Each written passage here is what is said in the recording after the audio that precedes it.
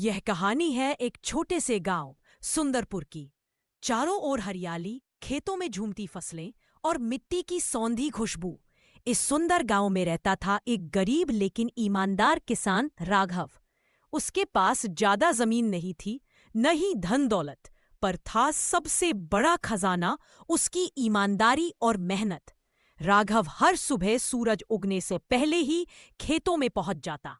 उसके दो प्यारे बैल मोती और गोलू उसके सच्चे साथी थे।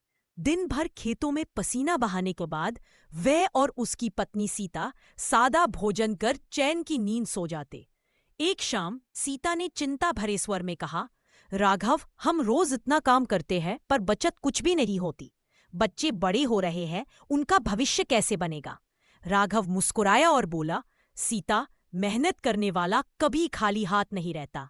भगवान जरूर कुछ अच्छा करेंगे। अगले दिन से राघव और भी ज्यादा मेहनत करने लगा। वह धूप में तपता, पसीने से तरबतर होता, पर रुकता नहीं था। वह खेत के पत्थर निकालता, मिट्टी पलटता और रोज थोड़ी थोड़ी जमीन साफ करता। एक दिन जब वह खेत जोत रहा था, उसका फावड़ा किसी सख्त चीज से आया। ठक! राघव ने सोचा, शायद कोई बड़ा पत्थर होगा। उसने जोर लगाकर मिट्टी हटाई और वहां उसे एक पुराना लोहे का संदूक मिला। दिल की धड़कन तेज हो गई। उसने डरते हुए संदूक खोला। अंदर सोने चांदी के सिक्के, जेवर और पुराने दस्तावेज रखे थे। राघव कुछ देर चुप बैठा रहा, फिर खुद से बोला, यह जमीन तो मैंने महेश बाबू से खरीदी थी। शायद ये खजाना उन्हीं का हो। अगर मैं इसे रख लूं तो मैं ईमानदार नहीं रहूंगा। उसने बिना देर किए संदूक उठाया और सीधे महेश बाबू के घर पहुंच गया।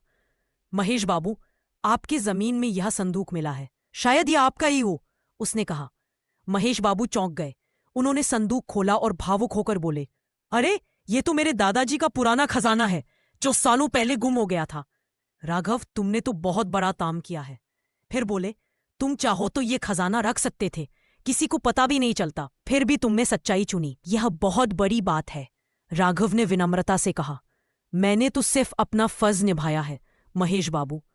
मुझे बस इतना चाहिए कि भगवान मेरे परिवार को खुश रखे। महेश बाबू की आंखों में आंसू आ गए। उन्होंने कहा, राघव, तुम्हारी ईमानदारी अमूल्य है। ये खजाना तो कुछ भी नहीं। मैं ये जमीन तुम्हें उपहार में देता हूं। अब ये सच में तुम्हारी है। गांव के लोग जो पहले राघव को एक गरीब किसान समझते थे, अब उसे सच्चे चाचा कहकर पुकारने लगे। कुछ ही महीनों में उसकी जमीन में गेहूं, धान और सब्जियां लहलहाने लगी।